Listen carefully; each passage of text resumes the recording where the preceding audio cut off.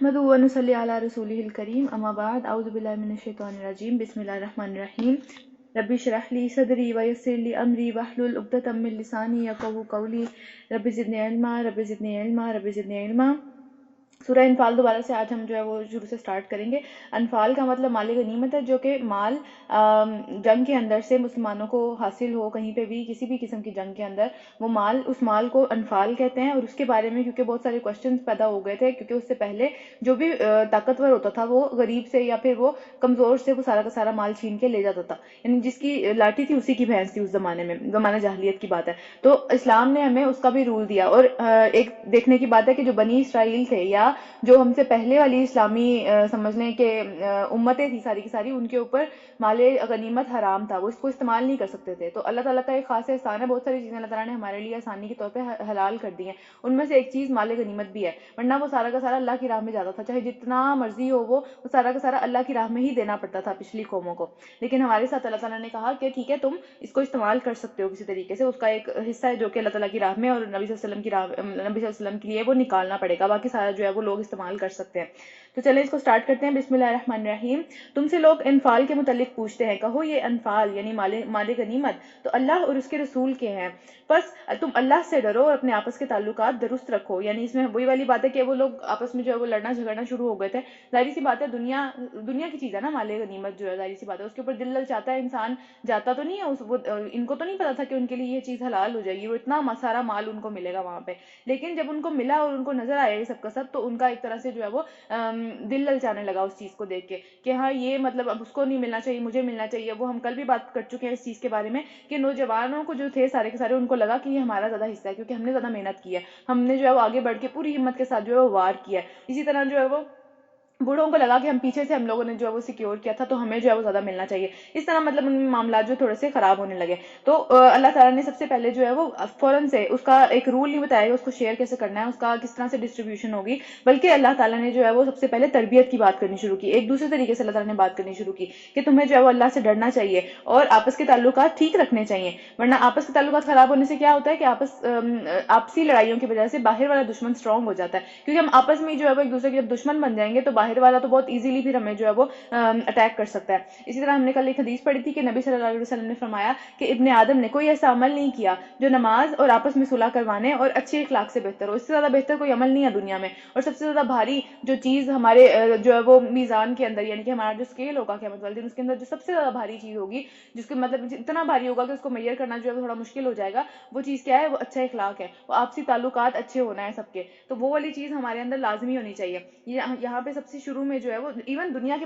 کیونکہ ہمارے سارے معاملات جب خراب ہوتے ہیں لوگوں سے، وہ دین کے معاملوں میں خراب نہیں ہوتے، وہ دنیا کے معاملوں میں ہم خراب کرتے ہیں۔ عام طور پہ یہ بہت عام سی بات ہے کہ جائیداد کی ڈویژن جب بھی آتی ہے تو بہنوں کا مسئلہ پڑ جاتا ہے، بھائیوں کا آپس میں مسئلہ پڑ جاتا ہے، ایک دوسرے سے اختلافات شروع ہو جاتے ہیں، تو وہ سارے کے سارے پوری زندگی وہ اکٹھے رہ لیں گے، لیکن جب چھوٹی سی بھی ایک دنیا کا معاملہ آئے گا اس پہ وہ اکٹھے نہیں رہ سکیں گے، اس پہ ان کو اختلافات شروع ہو جائیں گے۔ تو یہ بھی وہی والا معاملہ، اسی طرح کا معاملہ ہے۔ اور پھر کیا ہے کہ اللہ سے ڈرو اور آپس کے تعلقات کو درست رکھو، اور اللہ اور اس کے رسول کی اطاعت کرو، یعنی یہ ایک تو ڈرنا ہے اور اس کے بعد پھر اطاعت بھی کرنی ہے، یعنی صرف ڈرنا جو ہے وہ ایک طرح سے وہ کافی نہیں ہے اگر اس کے اندر اطاعت نہیں ہے۔ پھر کیا، اگر تم مومن ہو، یعنی اتنے بڑے بڑے صحابہ تھے اس کے اندر، ہم کل بھی بات کر چکے ہیں، اتنے بڑے بڑے صحابہ جو تھے وہ غزوہ بدر میں لڑنے کے لیے گئے تھے، سارے کے سارے مطلب اس میں سے 10 جو تھے ان کو تو دنیا میں ہی جو ہے وہ اشرا مبشرہ کہہ دیا گیا تھا کہ یہ 10 لوگ جو ہیں ان کو تو بشارت دے دی گئی ہے جنت کی، یہ جنت میں ہی جائیں گے، لیکن ان کو بھی اللہ تعالیٰ کہہ رہے ہیں کہ اگر تم سچے مومن ہو تو تمہیں یہ سب کام کرنے پڑیں گے، ابھی بھی کرنے پڑیں گے، آخری دم تک وہ کام کرتے چلے جانا ہے، تبھی جو ہے وہ ایک گواہی قائم ہوگی کہ ہاں یہ واقعی سچے مومن تھے۔ تو سچے اہل ایمان تو وہ لوگ ہیں جن کے دل اللہ کا ذکر سن کر کانپ جاتے ہیں، فوراً سے ان کے دلوں میں جو ہے وہ ایک طرح سے لرز جاتے ہیں ان کے دل، وہ ذکر سن کے، اور جب اللہ کی آیات ان کے سامنے پڑھی جاتی ہیں تو ان کا ایمان بڑھ جاتا ہے اور وہ اپنے رب پر بہت ہی اعتماد کرتے ہیں، بہت زیادہ یقین رکھتے ہیں اپنے رب کے اوپر، اور جو نماز قائم کرتے ہیں اور ہم نے جو کچھ ان کو دیا ہے اس میں سے اللہ کی راہ میں خرچ کرتے ہیں، ایسے ہی لوگ حقیقی مومن ہیں۔ یہ نشانیاں حقیقی مومن کی۔ تو ہمیں آج یہ سوچنا ہے کہ کیا ہمارا دل جو ہے وہ ان آیات کو پڑھ کے اور ان سارے کے سارے معاملات کو دیکھ کے لرزتا ہے، کیا ہمیں جو ہے وہ اس طرح کی فیلنگ آتی ہے کہ ہاں ہمارا ایمان زیادہ ہو رہا ہے یہ سب چیزیں پڑھ کے۔ پھر کیا کہ ان کے لیے ان کے رب کے پاس بڑے درجے ہیں۔ پھر اس کے بارے میں بھی ہم نے کل پڑھا تھا کہ جس کا جتنا ایمان، جتنا بہتر اخلاق ہوگا، جتنے اچھے معاملات ہوں گے، اس کا درجہ اتنا ہی اوپر اوپر اوپر پر جاتا رہے گا. اور ایک درجے سے دوسرے درجے کے درمیان میں جو فرق ہے وہ اس طرح ہی ہے جیسے کہ زمین اور آسمان کے درمیان میں فرق ہے. اتنا اونچا درجہ ہے وہ. تو نیچے درجے والے جو ہیں وہ اوپر والے درجوں والوں کے مزے نہیں لے سکیں گے. ان کا جو ہے وہ ان کی رہن سہن اور ان کا ساری چیزیں دیکھ بھی نہیں سکیں گے. ان کی آنکھوں سے بھی پوشیدہ رہے گا وہ، اور بس وہ اسی اس میں رہیں گے کہ ہم جو ہے وہ کاش دنیا میں اچھے عمل کر لیتے. تو ہمیں بھی آج ہمارے پاس وہ ٹائم ہے جس کے اندر جو ہے وہ ہم اس کاش سے بچ سکتے ہیں اس ٹائم کے. ٹھیک ہے. بڑے درجے ہیں، قصوروں کی معافی ہے اور بہترین رزق ہے. اچھا، اس کے بعد کیا ہے کہ تمہیں وہ وقت یاد کرنا چاہیے کہ جب آپ کا رب آپ کو حق کام کے لیے مدینہ سے باہر نکال کر لے آیا تھا، یعنی کہ غزوہ بدر کے لیے مدینہ سے باہر آ کے لڑائی ہوئی تھی. اور پھر کیا ہے کہ مومنوں میں سے ایک گروہ کو یہ سخت ناگوار تھا، بہت ہی برا لگ رہا تھا انہیں کہ اب تو کیوں ابھی جو لڑائی کا حکم دے دیا گیا. ابھی تو پیچھے بھی پڑ چکے ہیں سورہ آل عمران کے اندر جو غزوہ احد کا ذکر ہم نے سارا کا سارا پڑھا ہے. غزوہ احد دوسری جنگ تھی، یہ پہلی جنگ ہے. پھر کیا ہوا کہ ان کو پہلی دفعہ سوچیں کتنا برا لگا ہوگا ایک دم سے نکلنا، اور اس میں اسی وجہ سے بہت کم لوگ تھے، 313 لوگ تھے، بہت ہی کم. اور پھر کیا ہے کہ وہ اس حق کے معاملے میں تجھ سے جھگڑ رہے ہیں، حالانکہ وہ واضح ہو چکا ہے، صاف صاف سامنے آ گیا ہے. اور ان کا حال یہ ہے کہ گویا وہ موت کو اپنی آنکھوں سے دیکھ رہے ہیں اور اس کی طرف پھانکے جا رہے ہیں. مطلب ان کو جو ہے وہ کوئی کھینچ کھینچ کے موت کی طرف لے کے جا رہا ہے اور وہ کچھ نہیں کر پا رہے. ان کی وہ والی بے بسی کی کیفیت ہے اس ٹائم پہ، اتنا زیادہ ڈر ہے. پھر کیا ہے، یاد کرو وہ موقع جب اللہ تم سے وعدہ کر رہا تھا کہ دو گروہوں میں سے ایک گروہ تو تمہیں مل ہی جائے گا. وہ دو گروہ کون کون سے تھے؟ ایک گروہ جو تھا وہ انیشلی جہاں سے بات سٹارٹ ہوئی تھی وہ گروہ ابو سفیان کا تھا. اور یہ بات یاد رکھنی چاہیے کہ ابو سفیان بعد میں ایمان لے آئے تھے، تو وہ بھی جو ہے وہ ایک طرح سے صحابی تھے، لیکن چونکہ وہ فتح مکہ کے اوپر ایمان لے کے آئے تھے، اینڈ پہ جا کے وہ ایمان لے کے آئے تھے. تو پھر کیا ہوا تھا کہ فتح مکہ پہ ایمان لانا ظاہری سی بات ہے، بالکل اینڈ پہ جا کے جو لوگ ایمان لے کے آئے تھے ان کا اس طرح سے ذکر نہیں ہے، انہوں نے وہ قربانیاں نہیں دی. تو ان کی ساری زندگی جو تھی وہ نبی صلی اللہ علیہ وسلم کو ایک طرح سے تکلیفیں پہنچانے میں ہی گزر گئی، لیکن پھر بھی وہ صحابی تھے. اور یہ ابو سفیان بھی بعد میں صحابی بن گئے تھے. تو ان کو جو ہے ان کا بھی ایک طرح سے عزت سے نام لینا چاہیے، کیونکہ ہمیں پتہ ہے کہ غزوہ احد میں جو نقصان مسلمانوں نے اٹھایا تھا، جو کہ واپس بڑھ کے پیچھے سے حملہ کر دیا تھا جس کی وجہ سے وہ لوگ ہار گئے تھے، وہ حضرت خالد بن ولید کی وجہ سے ہوا تھا. وہ اس ٹائم پہ کہاں تھے؟ وہ کفار کے ساتھ تھے اس ٹائم پہ، اور وہ بہت زیادہ عظیم قسم کے ایک سمجھ لیں کہ وہ جنگجو انسان تھے. ان کی اسٹریٹجی، ان کی پلاننگ، ان کا ایک طرح سے سمجھ لیں جنگ کا طریقہ وہ بہت زیادہ اچھا تھا. اس کی وجہ سے کیا ہوا کہ وہ جیتی ہوئی جنگ مسلمان ہار گئے ان کی وجہ سے. لیکن ان کے ساتھ بھی آج ہم کیا لگاتے ہیں؟ خالد بن ولید رضی اللہ تعالیٰ عنہ، اللہ تعالیٰ ان سے راضی ہوا، پچھلی ساری چیزیں معاف ہو گئی ان کی. تو ابو سفیان کا بھی یہی حال تھا اس ٹائم پہ. تو وہ کافر تھے لیکن بعد میں وہ اسلام قبول کر لیا تھا انہوں نے. خیر، اس کے بعد کیا کہ یاد کرو وہ موقع جب اللہ نے تم سے وعدہ کیا تھا کہ دونوں گروہوں میں سے ایک تو تمہیں مل ہی جائے گا. تو انیشلی جو بات سٹارٹ ہوئی تھی وہ ابو سفیان کے گروہ سے ابو سفیان کا ایک طرح سے قافلہ جا رہا تھا جو کہ مال تجارت لے کے آ رہا تھا. یہ لوگ دو سفر کرتے تھے، ایک یمن کی طرف اور ایک اوپر کی طرف جاتے تھے. ٹھیک ہے، سردیوں میں نیچے کی طرف جاتے تھے اور گرمیوں میں اوپر کی طرف جاتے تھے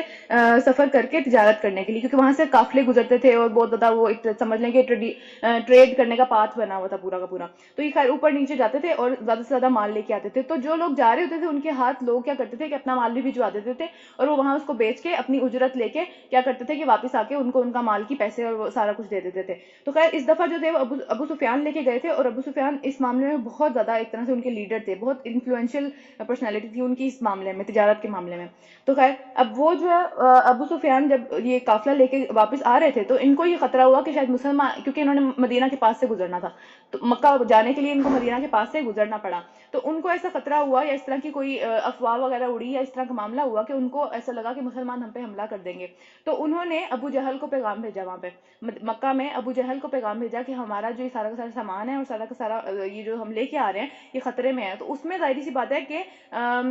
مکہ کے ہر خاندان کا کچھ نہ کچھ حصہ تھا، تو ظاہر اگر اس کو کچھ نقصان پہنچتا، اس کو کچھ ہوتا تو پھر بڑا مسئلہ ہو جانا تھا. تو اسی لیے ایسا ہوا کہ مکہ کے ہر خاندان سے جو ہے وہ جنگجو اور سمجھ لیں کہ سارے کے سارے لوگ اکٹھے ہو گئے مسلمانوں پہ حملہ کرنے کے لیے کہ ان کو تو ہم آج ختم کر کے ہی چھوڑیں گے. تو یہ دو گروہ تھے، ایک ابو سفیان کا گروہ تھا اور ایک ابو جہل کا گروہ تھا جو کہ لڑائی کرنے کے لیے آ گیا تھا کہ ہمارا مال سیف رہے، ہم ان کو آج ان کا کام ختم کر دیں. تو ان دونوں کے اندر سے اللہ تعالیٰ نے کہا کہ تمہیں ایک گروہ تو میں تمہیں دے ہی دوں گا، ایک گروہ کے اوپر تم قابو پا ہی لوگے، اس کا فائدہ تو تم اٹھا ہی لوگے. تم چاہتے تھے کہ کمزور گروہ تمہیں ملے. کمزور گروہ کون سا تھا؟ ابو سفیان کا. ان کے پاس ظاہر سی بات ہے وہ جنگ کرنے کے لیے نہیں آ رہے تھے، ان کے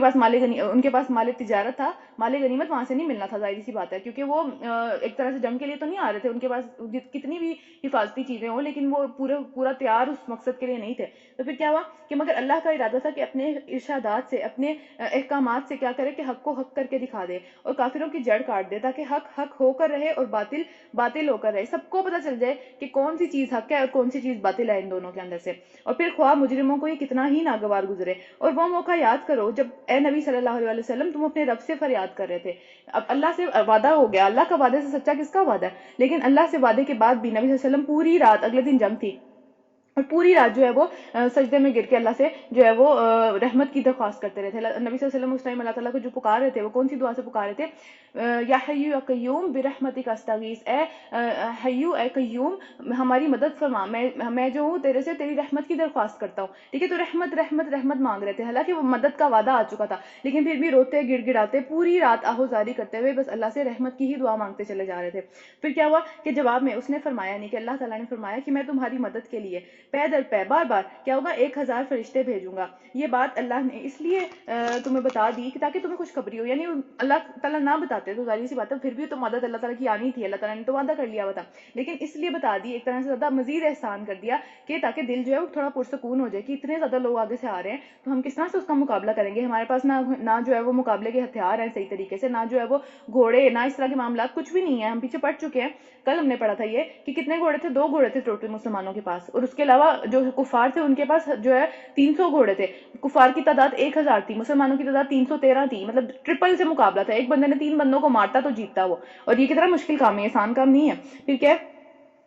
کہ صرف اس لیے بتا دی تاکہ تمہیں خوشخبری ہو اور تمہارے دل اس سے مطمئن ہو جائیں کہ اللہ ہماری طرف ہے, وہ اس طرح مدد فرمائے گا ہماری. ورنہ مدد تو جب بھی ہوتی ہے وہ اللہ کی ہوتی ہے. جب بھی کسی کے پاس مدد آتی ہے, جب بھی کسی کے پاس کوئی سہارا آتا ہے, جب بھی کسی کے پاس جو ہے وہ دل کی تسلی آتی ہے, کہیں سے کوئی بھی اس کا وسیلہ بنے, وہ آتی اللہ کی طرف سے ہی ہے. ٹھیک ہے, تو اس میں اللہ تعالیٰ ضروری نہیں ہے کہ پہلے ہی جو ہے وہ ایک طرح سے بتا دے کسی کو کہ ہاں مدد آنے والی ہے, لیکن وہ ایک اللہ کا احسان ہے کہ آپ کا دل مطمئن ہو جائے کسی چیز کے اوپر کہ نہیں اللہ پہ بھروسہ ہے, انشاءاللہ اللہ تعالیٰ دیکھ لیں گے. تو کیا یقیناً اللہ تعالیٰ بڑا زبردست اور دانا ہے. یہاں رکن نمبر 1 ختم ہو رہا ہے, دوسرا شروع کرتے ہیں. اور وہ وقت بھی یاد کرو جب اللہ نے اپنی طرف سے غنودگی یعنی نیند کی ایک شکل جو ہے وہ تم پر اطمینان کے طور پہ طاری کر دی. کیونکہ آپ سوچیں کہ کوئی بندہ سامنے اس کو اپنی موت نظر آ رہی ہے, سامنے سے جو ہے وہ پتہ ہے کہ بھئی آج یا کل میں جو ہے وہ لڑائی شروع ہونے والی ہے, اور اس طرح سے معاملہ ہوگا کہ اب 3 گنا سے مقابلہ ہے. ہمارے پاس ہتھیار بھی نہیں ہے, ہمارے پاس گھوڑے بھی نہیں ہیں, ان کے پاس گھوڑے, ایون اگر وہ اپنے ہتھیار نہیں بھی چلاتے تو گھوڑے ہی کچل کے چلے جائیں گے, اتنا بڑا معاملہ. لیکن کیا کہ اس وقت نیند آ گئی انہیں, اللہ تعالیٰ نے اپنی نیند اپنی طرف سے ایک طرح سے رحمت کا نیند, کیونکہ رحمت ہے اللہ تعالیٰ کی, ٹھیک ہے, نیند ہمارے پورے سسٹم کو ایک طرح سے ریسٹارٹ کر دیتی ہے, ہماری سوچنے کے پروسیجر کو بالکل کلیئر کر دیتی ہے. ہم پہ خوف طاری ہو, ہم پہ کوئی غم طاری ہو, ہم پہ کوئی بہت زیادہ شدید قسم کا ڈپریشن ہو, عام طور پہ ڈپریشن کی بھی دوائیاں کیا ہوتی ہیں, نیند آ جائے, نیند آئے گی آپ فریش اٹھو گے اگلے دن, آپ ساری کی ساری وہ ساری فیلنگز اور وہ سارے کے سارے جو آپ کو دماغ کو اپنے قبضے میں لے کے بیٹھا ہوا ہے, وہ سارا خوف, وہ سارا ڈر, وہ سارے کے سارا جتنے بھی معاملات ہیں, پریشانیاں ہیں, وہ ساری کی ساری ایک طرح سے ہمیں ریسٹارٹ ہونے کا موقع مل جاتا ہے, ہم بہتر طریقے سے سوچ سکتے ہیں اس سچویشن میں. تو کیا اللہ تعالیٰ نے ان کے اوپر جنگ کی حالت میں یہ چیز طاری کر دی کہ وہ اونگنے لگے وہاں بیٹھ کے, اور پھر آسمان سے تمہارے اوپر پانی برسا دیا تاکہ تمہیں پاک کرے اور شیطان کی ڈالی ہوئی نجاست کو تم سے دور کر دے. شیطان کی ڈالی ہوئی نجاست جو تھی وہ وسوسے اور خوف تھا, تو اس میں بھی کیونکہ بارش رحمت کی نشانی ہے, ہمیشہ سے یہ بتایا میں, رحمت کی نشانی ہے بارش. تو خیر ان کے اوپر جب بارش آئی تو ایک طرح سے ہمیشہ ہم یہ بھی دیکھتے ہیں کہ بہت پریشانی ہو یا بہت زیادہ کوئی اس طرح کے معاملات چل رہے ہو, ہم جا کے چھینٹے مارتے ہیں منہ کے اوپر, ٹھیک ہے, پانی کے, کیونکہ پانی تازگی پرووائڈ کرتا ہے. پانی ایک طرح سے ہمیں جو ہے وہ پاک کر دیتا ہے, ہمیں ایک تازگی کا احساس ہوتا ہے, فریشنس فیل ہوتی ہے ایک طرح اپنے اندر ہی. تو اس چیز کا بھی اللہ تعالیٰ نے بندوبست کر دیا وہاں پہ ان کے لیے, اور پھر تمہاری ہمت بندھائے اور اس ذریعے سے تمہارے قدم جما دے. اور وہ لوگ اور وہ وقت جب کہ تمہارا رب فرشتوں کو اشارہ کر رہا تھا کہ میں تمہارے ساتھ ہوں, یعنی کہ سامنے مدد کے لیے تو فرشتے آئے, لیکن پیچھے مدد کر لے کے کون کھڑا ہوا تھا, اللہ کی ذات پیچھے کھڑی ہوئی تھی. پھر کیا تم اہل ایمان کو ثابت قدم رکھو, ان کو جھکنے نہ دینا, ان کو ڈرنے نہ دینا. تو یہ بھی یہاں پہ ایک بات ہے کہ فرشتے جہاں پہ بھی ہوتے ہیں وہ دلوں کو مضبوط کرتے ہیں, وہاں پہ خوف نکل جاتا ہے وہاں سے دلوں کے اندر سے. فرشتوں کی پریزنس ہی صرف, وہ کچھ بھی نہیں کرتے, صرف ان کی آنا, کسی جگہ پہ ان کا ہونا, یہ اس بات کی ضمانت ہے کہ وہاں پہ کوئی خوف کے عالم میں نہیں بیٹھا ہوا ہوگا, اس کو جو ہے پریشانیاں نہیں آ رہی ہوں گی بہت زیادہ, اس کا دماغ جو شیطان وسوسے ڈال رہا ہوتا ہے دلوں کے اندر, یا پھر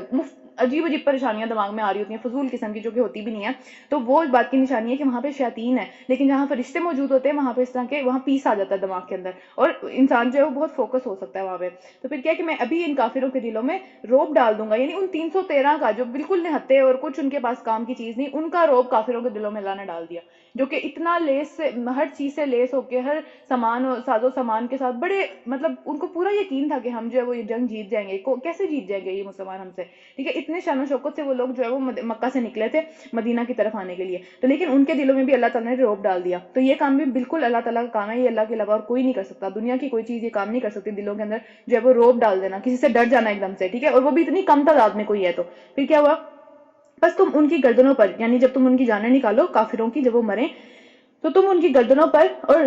ضرب لگاؤ اور جوڑ جوڑ پر چوٹ لگاؤ. یعنی ان کو اتنی سیدھی موت نہیں دینی, انہوں نے اللہ سے دشمنی لیا, ان کو جو ہے وہ ایک بہت زیادہ سمجھ لیں کہ تکلیف دہ موت کا سامنا کرنا پڑے. یہ اس لیے کہ ان لوگوں نے اللہ اور اس کے رسول کی مخالفت کی تھی. انہوں نے جن سے سمجھ لیں کہ دشمنی مول لی ہے, وہ اس قابل نہیں تھے کہ اس سے دشمنی مول لیتے. اور جو اللہ اور اس کے رسول کا مقابلہ کرے, اللہ اس کے لیے نہایت ہی سخت ہے, شدید سخت سزا دیتا ہے ایسے لوگوں کو, اور یہ ہے تم لوگوں کی سزا. اب اس کا مزہ چکھو, اور تمہیں معلوم ہو کہ حق کا انکار کرنے والوں کے لیے عذاب دوزخ کا تیار پڑا ہوا ہے. یعنی دنیا میں بھی ذلت اور رسوائی, جتنی شان و شوکت سے وہ نکلے تھے, جتنے وہ جو ہے وہ نعرے لگاتے ہوئے, بہت زیادہ مطلب ان کو تھا کہ آج تو یہ ختم ہو جائے گا, یہ سارا ڈرامہ پچھلے 13 14 15 سال سے چل رہا ہے, یہ سارا آج ہم ختم کر دیں گے اپنی طاقت کے بلبوتے پہ, اپنی جو ہے وہ بتوں کے سر کے اوپر اور ہر چیز کے اوپر انہوں نے یہ بات کی تھی. اور پھر کیا کہ اے لوگوں جو ایمان لائے ہو, جب تم میدان جنگ میں کفار سے دو چار ہو, آمنے سامنے آ جاؤ کفار کے ساتھ. اب یہ جنرلی بات آ رہی ہے اور اس ٹائم کے لیے بھی آ رہی ہے کہ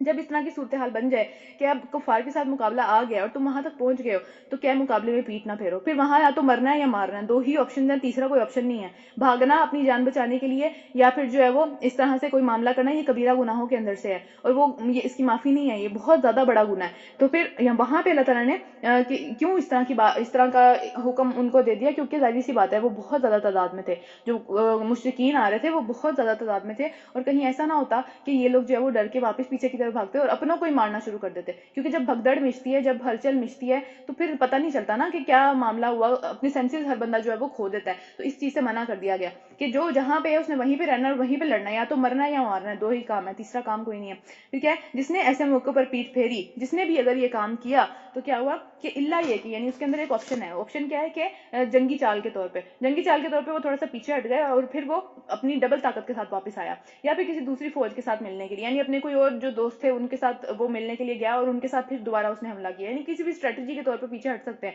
جیسا کہ جو غزوہ احد کے اندر خالد بن ولید کی اسٹریٹجی کیا تھی کہ ابھی پیچھے ہٹ جاؤ اور ان کو لگے کہ ہم جیت گئے ہیں, اور پھر ہم اکٹھے واپس حملہ کر دیں گے. یہ اسٹریٹجی تھی جس کی وجہ سے مسلمان ہار گئے تھے وہ جنگ, ٹھیک ہے. تو یہ یہاں پہ بھی یہی بتائی جا رہی ہے وہ اسٹریٹجی کہ اس کے تحت تم جو ہے وہ پیچھے ہٹ سکتے ہو, لیکن اپنی جان بچانے کے لیے بھاگنا نہیں ہے, یہ کام نہیں کرنا. تو پھر کیا ہے کہ تو وہ اللہ کے غضب میں گھر جائے گا. دنیا میں بھی جتنی زندگی وہ اس کام کو کرنے سے بچا لے گا, ایٹ دا اینڈ تو اللہ کے پاس ہی جانا ہے, چاہے جتنی مرضی زندگی گزار لے, اس کے بعد 1000 سال بھی مل جائیں گے, 1000 سال کے بعد بھی تو اللہ کے پاس ہی جانا ہے. تو اللہ کے غضب میں وہ گھر جائے گا, اس کا ٹھکانہ جہنم ہوگا, اور وہ بہت ہی بری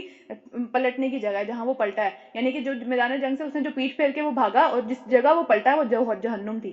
یعنی میدان جنگ کے پیچھے جہنم کھڑی ہوئی ہے, وہاں سے پلٹنا نہیں ہے, اس کے پیچھے جہنم کھڑی ہوئی ہے. پھر کیا ہے کہ بس حقیقت یہ ہے کہ تم نے انہیں قتل نہیں کیا, مسلمانوں کو اور نبی صلی اللہ علیہ وسلم کو بھی اللہ تعالیٰ فرما رہے ہیں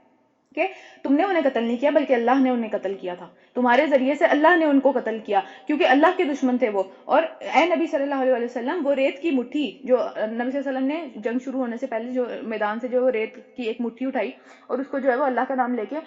مشرکین کے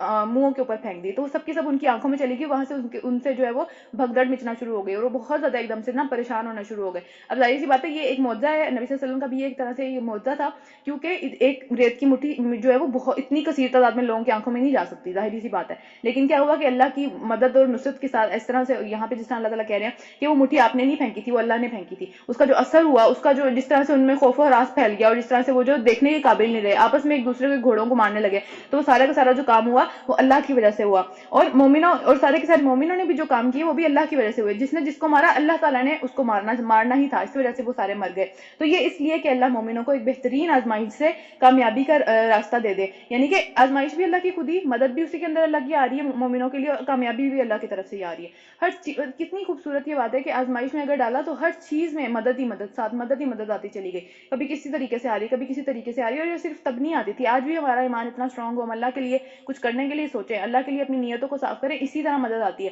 جتنی بڑی مرضی آزمائش آ جائے، سامنے موت کھڑی ہے، اس سے بڑی آزمائش کیا ہوگی؟ اس سے پہلے انہوں نے کبھی جنگ نہیں کی،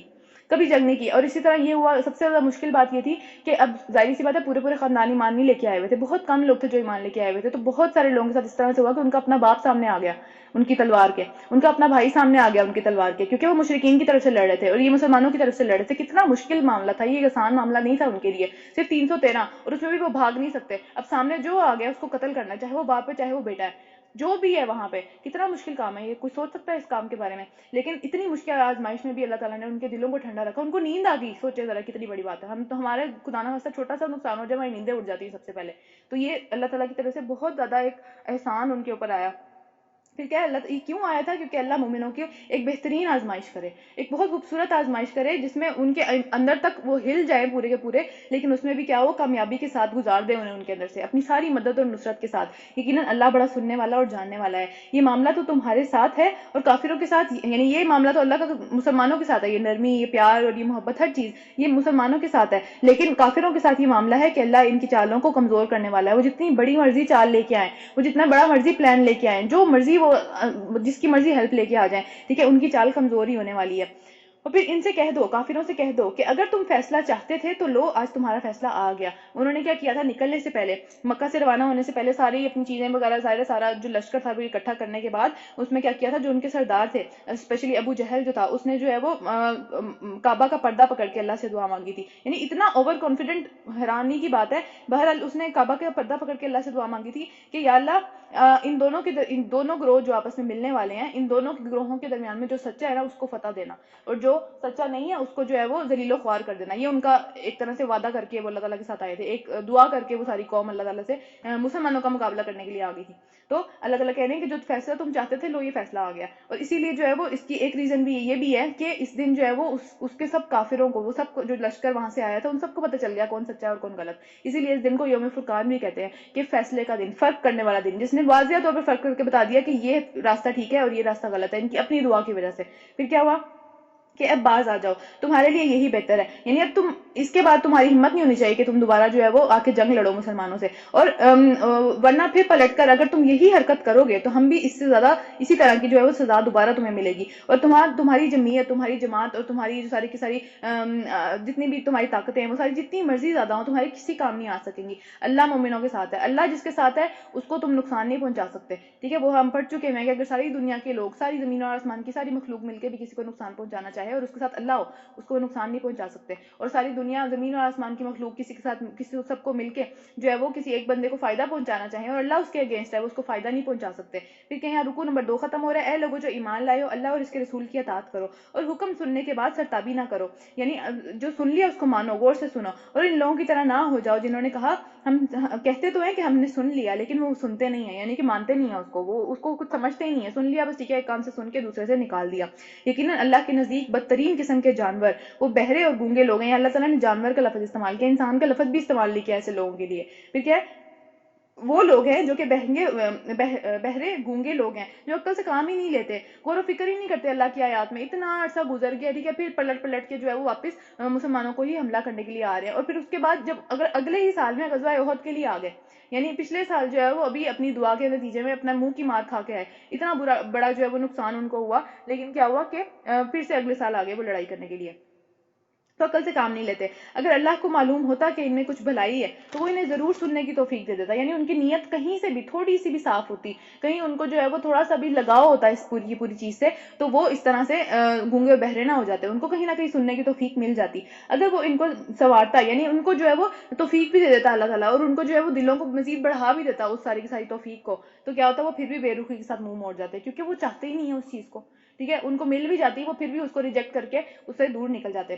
تو اے لوگوں جو ایمان لائے ہو اللہ اور اس کے رسول کی پکار پر، ان کے حکم پر جو ہے وہ لبیک کہو، ان کا حکم مانو کہ جب رسول اللہ صلی اللہ علیہ وسلم تمہیں اس چیز کی طرف بلا رہے ہیں جو تمہیں زندگی بخشنے والی ہے. کون سی چیز ہے زندگی بخشنے والی؟ اللہ اور اس کے رسول کی کتاب اور ان کی اطاعت. یہ دونوں چیزیں جو ہے وہ زندگی بخشنے والی ہیں. ہم پیچھے بھی پڑھ چکے ہیں کہ مردہ اور زندہ برابر نہیں ہوتے. مردہ اور زندہ کس طرح برابر نہیں ہوتے؟ کہ جو سنتا ہے، جو سمجھتا ہے، جو احکامات پہ عمل کرتا ہے، اس کے ساتھ اس کے اندر زندگی ہے، ٹھیک ہے، اس کی روح زندہ ہے. وہ سارے کے سارے معاملات کو ایک زندہ پرسن کی طرح ڈیل کرتا ہے. اس کی روح جو ہے وہ زندگی کے اندر کھیلتی، مطلب خوش باش ہے. لیکن جو دوسرا ایک طرف دوسرا بندہ ہے جو کہ اس ساری چیز سے منہ موڑ کے دور چلا گیا ہے، الٹا اس کی مخالفت پہ اتر آیا ہے، تو اس کی روح اندر سے مر چکی ہوئی ہے. ٹھیک ہے، اس کو جو ہے وہ اس کا مقام اسی طرح ہے جیسے اس میں اور دوسرے بندے میں اسی طرح فرق ہے جیسے زندہ اور مردے کے اندر فرق ہے. ایک سننے والا، سمجھنے والا، ہر کام کرنے والا، مدد کرنے والا، ہر لحاظ سے جو ہے وہ ایکٹیو ہے، اور دوسرا کس لحاظ سے کہ وہ کچھ بھی کسی بھی فائدہ کا نہیں کسی کے لیے بھی، بلکہ ایک عذاب ہے، ایک مصیبت ہے، ایک بوجھ ہے زمین کے اوپر وہ مردہ. پھر کیا ہوا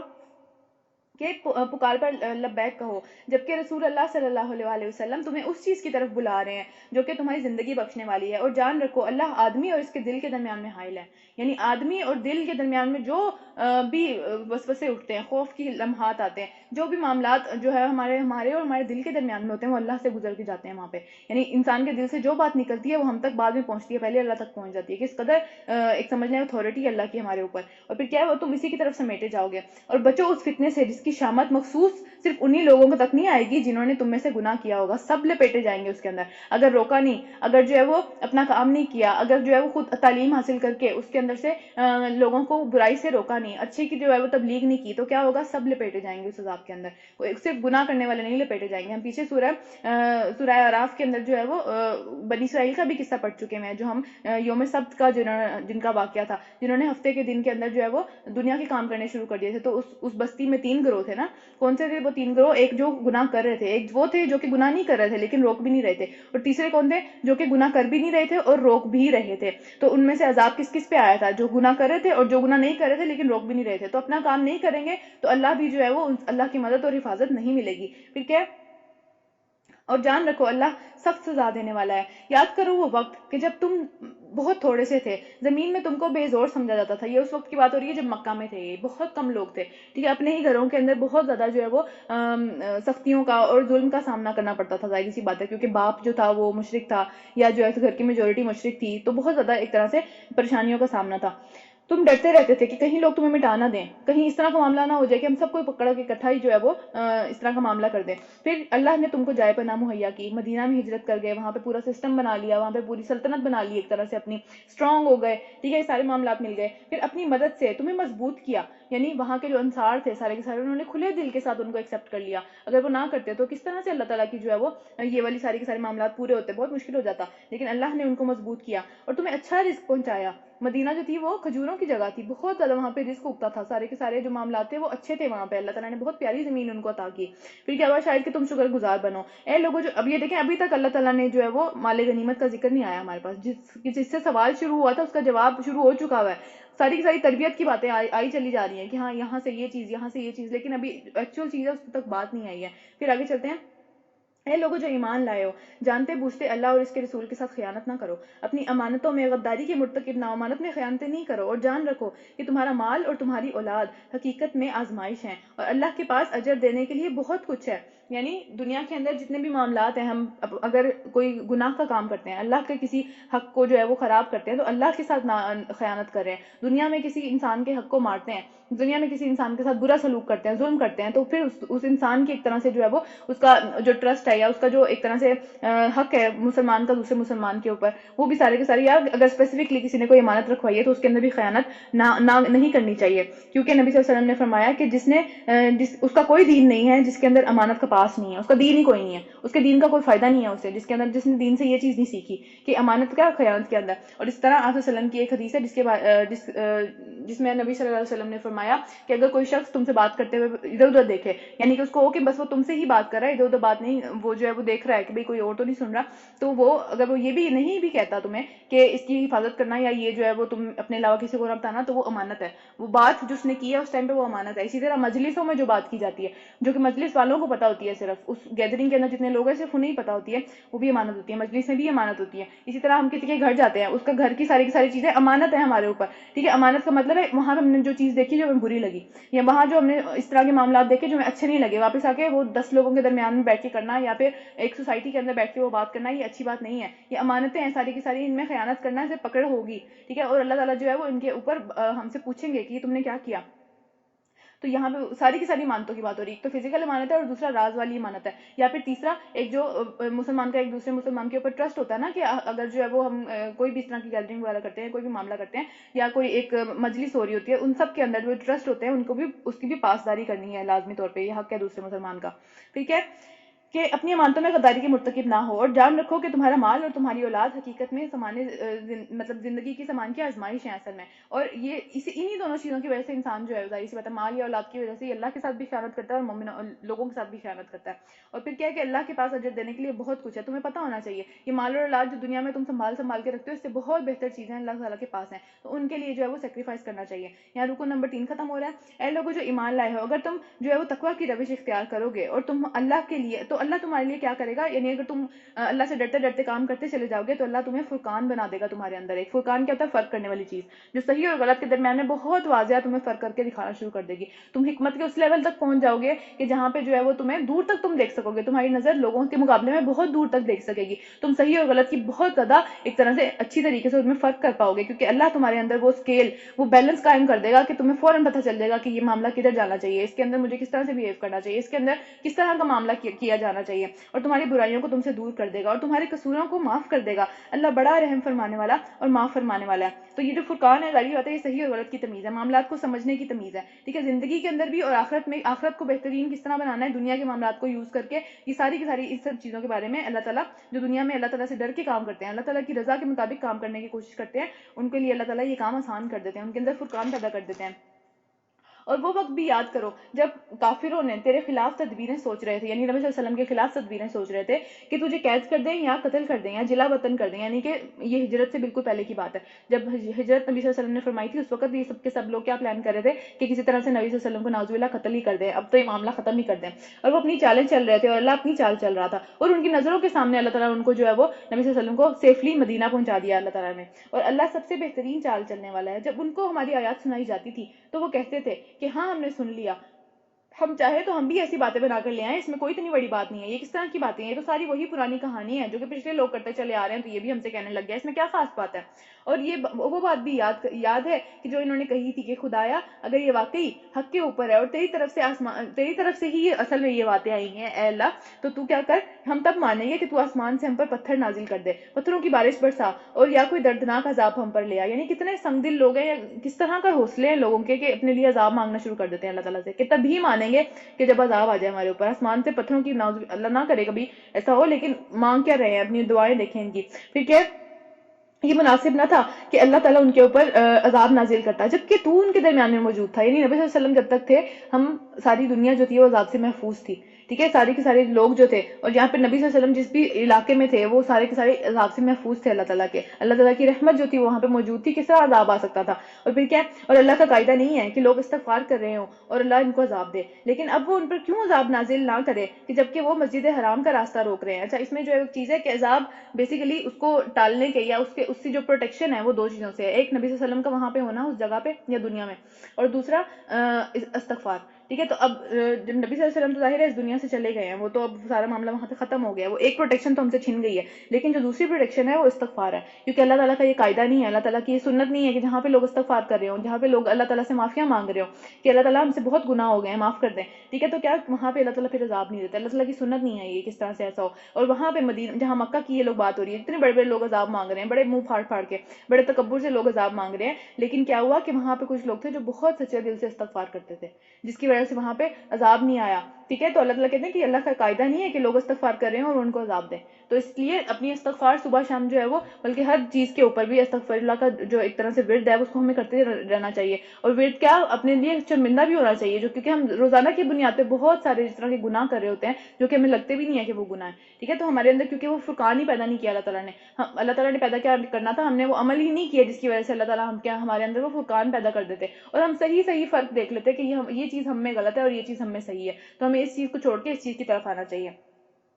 لیکن اب کیوں وہ ان کے اوپر عذاب نازل نہ کرے، یعنی کہ مکہ والوں کی بات ہو رہی ہے، کیونکہ مکہ سے اب نبی صلی اللہ علیہ وسلم ہجرت کر کے آ گئے ہیں، تو یہ عذاب کون سا ہے؟ جو غزوہ بدر میں ان کے اوپر پڑا تھا، بہت شدید ان کو نقصانات ہوئے تھے۔ پھر کیا ہوا کہ لیکن اب وہ کیوں ان پہ عذاب نازل نہ کرے، جبکہ وہ مسجد حرام کا راستہ روک رہے ہیں، کسی کو مکہ جا کے وہاں پہ جو ہے وہ طواف کرنے کی اجازت نہیں دیتے تھے، جو حرم کے اندر جانے نہیں دیتے تھے، کعبہ کے پاس جانے نہیں دیتے تھے، حالانکہ وہ اس مسجد کے جائز متولی نہیں ہے، اس کے جائز متولی کا مطلب ہے اس کے لوگ نہیں ہیں، اس کے کیئر ٹیکر جو ہے وہ نہیں ہے اصل میں، اس کے کیئر ٹیکر تو صرف وہی لوگ ہو سکتے ہیں جو کہ اہل تقویٰ ہوں، اللہ سے ڈرنے والے ہیں، اللہ کا گھر ہے، اللہ کے لوگوں کے پاس ہونا چاہیے وہ، مگر اکثر لوگ اس بات کو نہیں جانتے۔ بیت اللہ کے پاس ان لوگوں کی نماز کیا ہوتی ہے، یعنی کہ وہ جو اپنی طرف سے نمازیں پڑھتے ہیں یا حج کرتے ہیں، وہ کیا ہے ان کی نماز اس وقت، وہ کیا تھی؟ بس سیٹیاں بجاتے ہیں اور تالیاں پیٹتے ہیں، یہ ان کی نماز تھی۔ پھر کیا ہوا کہ بس اب لو اس عذاب کا مزہ چکھو، جس کی جو کہ تم نے اپنے کفر کی وجہ سے تم پر آیا ہے سارا کا سارا عذاب۔ تو جن لوگوں نے حق کو ماننے سے انکار کیا ہے، وہ اپنے مال خدا کے راستے سے روکنے کے لیے خرچ کرتے ہیں، اور مطلب ظاہر سی بات ہے، جو وہ سارا کا سارا اتنا بڑا لشکر لے کے آئے، اس کے اندر سازو سامان تھا، گھوڑے تھے، وہ سارا ظاہر مال چاہیے اس کے لیے، تیاری کے لیے، جنگ کی تیاری کے لیے مال تو چاہیے، ظاہر سی بات ہے، تو وہ اللہ کے راستے سے روکنے کے لیے، اللہ کے راستے والوں کو تنگ کرنے کے لیے جو ایک طرح سے سارا مال اکٹھا کر رہے تھے، اور وہ اور بھی خرچ کرتے رہیں گے، یعنی کہ یہاں پہ دیکھیں ایک پیشن گوئی بھی اللہ تعالیٰ کی طرف سے کہ وہ ابھی بھی خرچ کر رہے ہیں، اور آگے بھی اسی مقصد کے لیے خرچ کرتے چلے جائیں گے، ہمیشہ اسی مقصد کے لیے خرچ کرتے رہیں گے۔ اور یہ والی پیشن گوئی ایک طرح سے نبی صلی اللہ علیہ وسلم کی بھی زندگی میں پوری ہوئی کہ بار بار جو وہ جنگ کرنے کے لیے آئے، ٹھیک ہے، تو آگے بھی کرتے رہے، ابھی بھی کر رہے ہیں، مگر آخر کار یہ کوششیں ان کے لیے پچھتاوے کا ہی سبب بنیں گی، اس کا کوئی فائدہ نہیں ہوگا، وہ کبھی بھی اللہ تعالیٰ کو دھوکہ نہیں دے، اللہ تعالیٰ کو ایک طرح سے مغلوب نہیں کر سکتے، ہمیشہ جو ہار ہے جو وہ انہی کی نصیب میں آئے گی جو کہ اللہ کے خلاف اور اللہ کے رسول کے خلاف چل رہے ہیں، کیونکہ اللہ نے تو اپنے رسول کو ہمیشہ ہی کامیاب کرنا ہے، ہر رسول کے ساتھ اللہ تعالیٰ کی یہ سنت رہی ہے کہ رسول کبھی مغلوب نہیں کیا جا سکتا، رسول کو جو ہے وہ شکست نہیں دی جا سکتی، اور رسول کے ساتھ جو لوگ ہوتے ہیں ان کو بھی، تو پھر کیا ہوا، پھر وہ مغلوب ہوں گے، اور پھر وہ کافر جہنم کی طرف گھیرے جائیں گے، تاکہ اللہ گندگی کو پاکیزگی سے چھانٹ کر الگ کر دے، اور ہر قسم کی گندگی کو ملا کر اکٹھا کرے، اور اس کے پلندے بنا کر جہنم میں جھونک دے، یعنی کتنی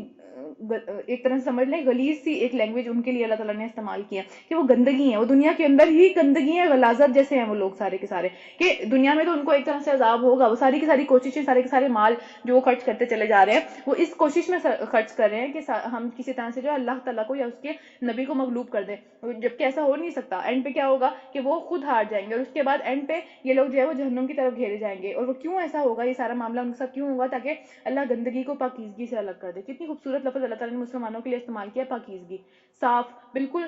پیور ایک طرح سے اپنی جو ہے وہ دلوں کے اندر سے، اور اس طرح سے پاکیزگی اور گندگی کو الگ کر دے، دنیا میں بھی صاف پتہ چل جائے یہ پاکیزہ لوگ ہیں اور یہ جو ہے وہ گندے لوگ ہیں، اینڈ پہ پھر کیا ہو کہ ہر قسم کی گندگی کو آپس میں ملا کے اکٹھا کر دے، وہ سارے ایک دوسرے کے ساتھی ہوں گے دنیا میں بھی اور آخرت میں تو ہوں گے ہی، ٹھیک ہے، دنیا میں بھی ساری گندگی کو اٹیک کرتی ہے، پاکیزگی گندگی کو اٹیک نہیں کرتی، اسی طرح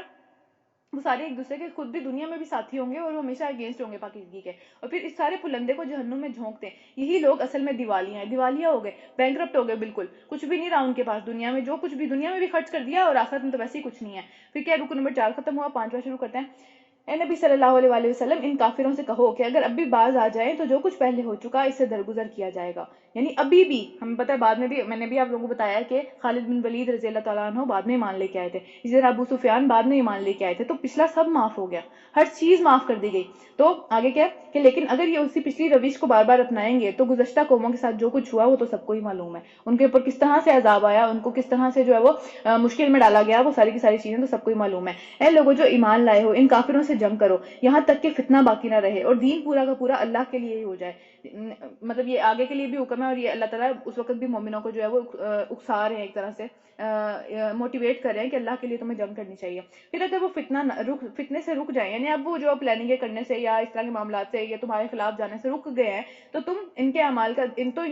دیکھنے والا اللہ ہے، پھر تمہیں اس کے اوپر ہاتھ نہیں اٹھانا، پھر تم نے جو وہ جنگ کے بہانے نہیں ڈھونڈنے کہ ہاں وہ اس وقت یہ ہوا تھا تو اب دوبارہ جنگ کر دے، کیونکہ جو اسلام کا قانون جنگ ہے وہ یہی ہے کہ اگر دوسرا بندہ جو ہے وہ دوسرا فریق یا دوسرا گروہ جو ہے وہ جنگ آپ کے اوپر امپوز کرتا ہے، تو پھر آپ نے جو ہے وہ اپنے آپ کو جو ہے وہ ڈیفینڈ کرنا ہے، لیکن یہ نہیں ہے کہ آپ جو ہے وہ جنگوں کے موقع ڈھونڈتے رہو، جہاں تک جنگ سے بچا جا سکتا ہے وہاں تک جنگ سے بچنا ہے۔ پھر کیا، اور اگر وہ نہ مانے تو جان رکھو کہ اللہ تمہارا سرپرست ہے، یعنی اگر وہ پھر پلٹ کے آئیں گے تو اللہ پھر تمہارے پیچھے ہی کھڑا ہوگا، اور وہ بہترین حامی و ناصر ہے۔ اور تمہیں معلوم ہو کہ جو کچھ مال غنیمت تم نے حاصل کیا، یہاں پہ اب قانون آ رہا ہے، اس کو جو ہے وہ تقسیم کرنے کا. جو کچھ تم نے حاصل کیا اس کا 5واں حصہ اگر اس کو 5 حصوں میں ڈیوائڈ کریں تو اس میں سے ایک حصہ جو ہے وہ اللہ کا اور اس کے رسول کا اور رسول کے رشتہ داروں کا اور یتیموں اور مسکینوں اور مسافروں کے لیے ہے. مطلب ایک حصہ پھر ان لوگوں کے لیے جائے گا اور باقی سارے کے سارے حصے صرف انہی لوگوں کے لیے ہیں جو کہ جنگ میں شریک ہوئے تھے. یعنی جو پیادہ تھا, جو پیدل گیا تھا وہاں پہ, ٹھیک ہے, جنگ میں شامل ہونے کے لیے, اس کے لیے ایک حصہ ہے, اور گھڑ سوار کے لیے 2 حصے ہیں. ایک حصہ اس کا اپنا اور ایک حصہ اس کے گھوڑے کا جو بھی خرچہ وغیرہ ہوتا ہے, گھوڑے کا بھی تو خرچہ ہوتا ہے. تو اس طرح سے اللہ تعالیٰ نے پھر تقسیم فرما دی تھی. اور یہ یاد رہے کہ ہم سے پچھلی قوموں کے پاس یہ حلال نہیں تھا, ان کو وہ اس میں سے کچھ بھی استعمال نہیں کر سکتے تھے. تو اللہ تعالیٰ نے کتنی زیادہ ایک طرح سے احسان کیا, ہمارے اوپر آسانی کر دی. ٹھیک ہے, اس کا 5واں حصہ اللہ اور اس کے رسول اور رسول کے رشتہ داروں اور یتیموں اور مسکینوں اور مسافروں کے لیے ہے.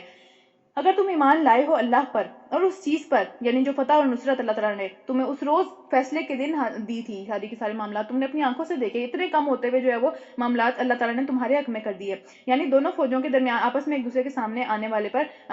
والے دن پر اپنے بندے پر نازل کی تھی. یعنی کہ جو خوشی تھی, جو ایک طرح سے ساری کے سارے سکون ایک طرح سے عطا کر دیے. جتنے بھی معاملات, جتنی بھی اللہ تعالیٰ نے وہاں پہ احسانات کیے تھے, تو وہ سب کو یاد کرو, اور اس کی یاد کرنے کے نتیجے میں ایمان تمہارا مضبوط ہونا چاہیے اور تمہیں اس فیصلے کو بخوشی قبول کر لینا چاہیے. ٹھیک ہے, اس میں کوئی اتنا زیادہ مسئلہ والی بات نہیں ہے, لڑنے جھگڑنے سے کوئی مسئلہ حل نہیں ہوگا. تو اللہ ہر چیز پر قادر ہے. یاد کرو وہ وقت جبکہ تم وادی کے اس جانب تھے اور وہ دوسری جانب پڑاؤ ڈالے ہوئے تھے. یعنی کہ وہ ایک پوری سچویشن جو اللہ تعالیٰ کو یاد کروا رہے ہیں. وادی کون سی ہے؟ مدینہ سے باہر نکل کے ہی جو ہے وہ بدر کا مقام ہے. تو وہ ایک طرف مسلمان جو ہے وہ انتظار کر رہے تھے کہ اچھا ابو جہل کا جو قافلہ آئے گا وہ اس جگہ پہ آئے گا اور وہ جو ہے وہ لڑائی اس مقام پہ طے ہوگی. تو خیر وہ وہاں پہ انتظار کر رہے تھے, اور ابو سفیان کا قافلہ جو تھا وہ ان کو ڈاج کر کے دوسری طرف سے نکل گیا کہ کہیں ان کے قریب بھی نہ ہمیں لگنا پڑے, تاکہ جو ہے وہ ہمارا مال سارا کا سارا جو ہے وہ ایک طرح سے وہ رہے, سیف رہے. پھر اگر کہیں پہلے سے تمہارے اور ان کے درمیان میں مقابلے کی قرارداد ہو چکی ہوتی تو تم ضرور اس سے جو ہے وہ بھاگ جاتے. یعنی ان کا آپس میں وہ ایک دوسرے کو فیس ہی نہیں کیا انہوں نے. اللہ تعالیٰ کی طرف سے اس طرح ہوا کہ وہ ایک دوسرے کو فیس ہی نہیں کیا انہوں نے, اور وہ دوسری طرف سے نکل گئے اور یہ یہاں کھڑے ہوئے انتظار کر رہے تھے. تو خیر اللہ تعالیٰ کی ہی یہ معاملات تھے. تو اللہ تعالیٰ کہتے ہیں کہ اگر تمہارا جو ہے وہ مقابلہ سیٹ کر دیا جاتا پہلے ہی کہ یہاں پہ تم نے ملنا, تو پھر تم لوگ کبھی بھی آپس میں ایک دوسرے سے نہ ملتے, کیونکہ تمہارے دلوں کے درمیان میں جو تھی وہ سمجھ لے کہ کمزوری تھی. ان کے پاس تو تھی ہی, کیونکہ ان کے پاس تو وہ تھا ہی نہیں نا. سمجھ لے کہ وہ تو اپنا لے کے ہی نہیں نکلے تھے جنگ کے گڑھ سے تو وہ آئے ہی نہیں تھے. ابو سفیان کا جو قافلہ تھا تو انہوں نے تو کبھی ملنا ہی نہیں تھا. تو یہ لوگ تو ویسے بھی دوسری طرف سے نکل گئے, ابھی بھی دوسری طرف سے نکل گئے. لیکن جو ہے وہ اللہ تعالیٰ یہی کہہ رہے ہیں کہ اگر تمہاری کوئی اس طرح کی آپس میں کمٹمنٹ ہو بھی جاتی ہے تب بھی وہ مقابلہ نہ ہو پاتا ان کے ساتھ,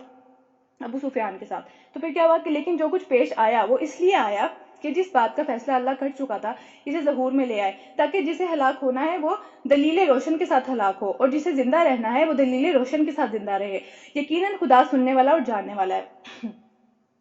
اچھا, اب انہوں نے پوری کوشش کی کہ معاملہ جو ہے وہ لڑائی کے اوپر نہ جائے, لیکن بہرحال اللہ تعالیٰ نے کیا, اللہ تعالیٰ کی مشیت یہ تھی کہ لڑائی ہو اور جو ہے وہ سارا کا سارا معاملہ کھل کے سب کے سامنے آ جائے. چاہے جو ہے وہ پہلو دوسری طرف بھی کر لیا,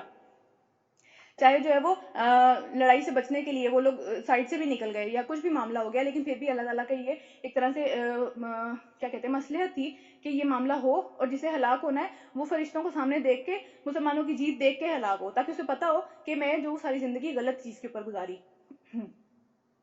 اچھا, اس کے بعد کیا کہ اور یاد کرو وہ وقت جب کہ اے نبی صلی اللہ علیہ وآلہ وسلم, خدا تمہیں انہیں خواب میں تھوڑا دکھا رہا تھا تاکہ حوصلے بلند رہے, تاکہ جو ہے وہ سارے مسلمان پریشان نہ ہو, ان کو لگے کہ یہ تھوڑے سے ہی لوگ آ رہے ہیں. اگر کہیں وہ تمہیں ان کی تعداد زیادہ کر کے دکھاتا تو ضرور تم ہمت ہار جاتے, پریشان ہو جاتے پہلے, اور لڑائی کے معاملے میں جھگڑا شروع کر دیتے, آپس میں لڑنے لگتے کہ ہمیں کرنا چاہیے یا نہیں کرنا چاہیے یہ معاملہ. پھر کیا ہوا کہ لیکن اللہ نے اس سے تمہیں بچا لیا, اللہ تعالیٰ نے پیسفل رکھا, خواب کے اندر ہی جو ہے وہ کم دکھا دیا. حالانکہ عام طور پہ نبیوں کے خواب سچے ہوتے ہیں, لیکن اللہ تعالیٰ کا یہ ایک طرح سے مصلحت تھی کہ تاکہ لوگ جو ہے وہ پینک نہ کر جائیں. نبی صلی اللہ علیہ وسلم خود بھی جو ہے وہ ایک طرح سے کام رہے اور دوسروں کو بھی کام ہی رکھیں, کم ہی لوگ ہیں, اتنے زیادہ نہیں آ رہے. پھر کیا ہوا کہ لیکن اللہ ہی نے اس سے تمہیں بچا لیا. یقیناً وہ سینوں کے حال تک جانتا ہے کہ دلوں میں کیا چیز چلتی ہے. اگر منہ سے نہ بھی لڑتے کوئی تو دلوں میں تو پریشان ہو جاتے. تو پھر کیا ہوا, اور یاد کرو کہ جب مقابلے کے وقت خدا نے تم لوگوں کی نگاہوں میں دشمنوں کو تھوڑا کر کے دکھایا, اس وقت بھی تھوڑا دکھایا, خواب میں بھی تھوڑا دکھایا, اور ان کی آنکھوں میں بھی تمہیں کم کر کے پیش کیا, تاکہ وہ جو ہے وہ پہلے سے تیاری کر کے آ رہے تھے وہ اس میں مزید جو ہے وہ بڑھ نہ جائیں. ان کو لگے تھوڑے سے ہی ہیں, ان کو تو وہ اپنے غرور میں ہی اوپر جاتے چلے جائیں کہ بس نہیں تھوڑے سے ہی ہیں, کوئی مسئلہ نہیں ہے, ان کو تو ہم ایسے چٹکی میں ہی ختم کر دیں گے. ان کے لیے بھی ایک طرح سے وہ ریلیکس ہو جائیں, وہ اپنے گارڈز پہ نہ آ جائیں, وہ جو ہے وہ چوکنے نہ ہو جائیں کہ یہ تو اتنے سارے ہیں, تو ان کو بھی کم کر کے دکھایا. تاکہ جو بات ہونی تھی اسے اللہ ظہور میں لے آئے، اور جو ہونا تھا معاملہ وہ ہو کے رہے پھر، اور آخر سارے معاملات رجوع، سارے معاملات کا انجام تو اللہ ہی کے پاس ہے۔ یعنی دنیا میں ایک تو یہ بہت بڑا معاملہ ہو رہا تھا، ظاہر ہے تو لڑائی کا معاملہ تھا، لیکن دنیا میں جتنے بھی معاملات ہوتے ہیں، جو بھی معاملات چل رہے ہوتے ہیں، ہر معاملہ، ہر مشکل، ہر آسانی، اس کا انجام اللہ کی طرف سے آتا ہے، اس سے ہماری صرف کوشش ہوتی ہے۔ یہاں پہ بھی مسلمان صرف کوشش کر رہے تھے، ان کو نہیں پتا تھا انجام کیا ہوگا، ان کو یقین تھا اللہ کی مدد آئے گی، لیکن انجام کیا ہوگا یا ہم کس طرح سے اس میں جیت پائیں گے، ظاہر سی بات ہے یہ مقابلہ کرنا تھا نہیں، ایک مقابلہ بن نہیں رہا تھا کہ تین لوگ، جو ایک بندہ جو ہے وہ تین لوگوں سے لڑے اور تینوں کو قتل کرے تبھی جو ہے وہ جیت ہو پائے گی، ورنہ نہیں ہو پانی تھی، اور وہ بھی اپنے ہاتھوں سے۔ تلواریں بھی بہت سارے لوگوں کے پاس نہیں تھی، بہت کم جو تھے وہ لوگ، وہ پورے لیس تھے، اپنی جو ہے وہ ایک طرح سے اپنی بچانے والی جو شیلڈ ہوتی ہے وہ بھی لوگوں کے پاس نہیں تھی، کچھ نہیں تھا، ٹھیک ہے، اللہ کے بھروسے کے تحت ہی چل پڑے تھے،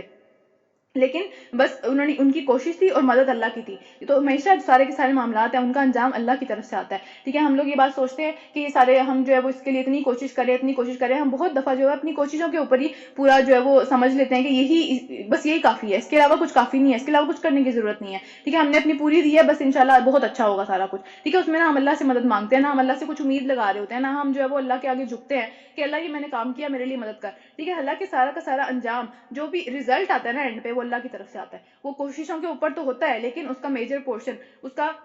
بنانے والا اور بگاڑنے والا اللہ کی ذات ہے، اس کے علاوہ وہ کوئی نہیں آپ کو جو ہے وہ اس میں فائدہ یا نقصان دے سکتا۔ پھر کیا ہے کہ یہاں پہ آگے جو ہے وہ کچھ آیتوں کے اندر اللہ تعالیٰ کامیابی کے اصول بتا رہے ہیں، ہر چیز کے اندر، دنیا کے اندر بھی اور آخرت کے اندر تو ویسے بھی، ٹھیک ہے، کہ کیا ہے کامیابی کے اصول، کہ اے لوگوں جو ایمان لائے ہو، جب کسی گروہ سے تمہارا مقابلہ ہو، کوئی بھی معاملہ اس طرح کا پیش آ جائے، دنیا کا کسی بھی قسم کا، چاہے جنگ کا معاملہ ہو، چاہے دنیا کے اپنے جو چھوٹے موٹے معاملات ہوتے ہیں کوئی بھی، ٹھیک ہے، تو اس میں پہلی چیز کامیابی کے لیے کیا ہے کہ ثابت قدم رہو، جم کے کام کرو، ٹھیک ہے، یہ نہ ہو کہ آج جو ہے وہ بہت زیادہ کچھ کر لیا اور اگلے دن جو ہے وہ ہمت ہی نہیں ہے، پھر اس کے بعد کچھ اور کام کرنے لگے، اس کے بعد جو ہے وہ یہ سوچا کہ ہاں بس ٹھیک ہے ایک دو دن کر لیا، ہی نہیں، شروع میں آپ بھاگنا نہ شروع کر دیں، کہیں ایسا نہ ہو کہ بھاگتے بھاگتے بھاگتے ایک وقت آئے آپ تھک جائیں اور اس کے بعد آپ چلنے سے بھی جائیں، ٹھیک ہے۔ تو اگر آپ شروع میں چلیں گے ہلکا ہلکا جو آہستہ آہستہ اس کو چلیں گے تو آپ کے لیے دور تک جانا پاسبل ہوگا۔ اگر آپ شروع میں ہی جو ہے وہ اتنا بہت جوش و ولولے کے ساتھ آئیں اس کے اندر اور 2 دن بعد آپ کی ہمت ہی نہ رہے وہ کرنے کی، تو یہ معاملات نہیں کرنے چاہیے۔ ایک ثابت قدمی سب سے اول ترین شرط ہے کامیابی کی۔ ایک انسان جو کچھوے کی بھی سپیڈ پہ چل رہا ہوتا ہے لیکن چلتا چلا جاتا ہے، وہ کبھی نہ کبھی منزل تک پہنچ جاتا ہے، لیکن ایک انسان جو کہ بہت سپیڈ سے آتا ہے لیکن وہیں رک جاتا ہے یا وہیں سے واپس چلا جاتا ہے، وہ کبھی منزل تک نہیں پہنچ سکتا، یہ ہمیں پتہ ہے، ٹھیک ہے۔ اور اپنی کوشش، یعنی کہ یہ ساری کی ساری جو ثابت قدمی والی بات ہے تو اپنی کوشش ہے نا، انسان کی اپنی کوشش پہلے آتی ہے، پھر کیا ہے،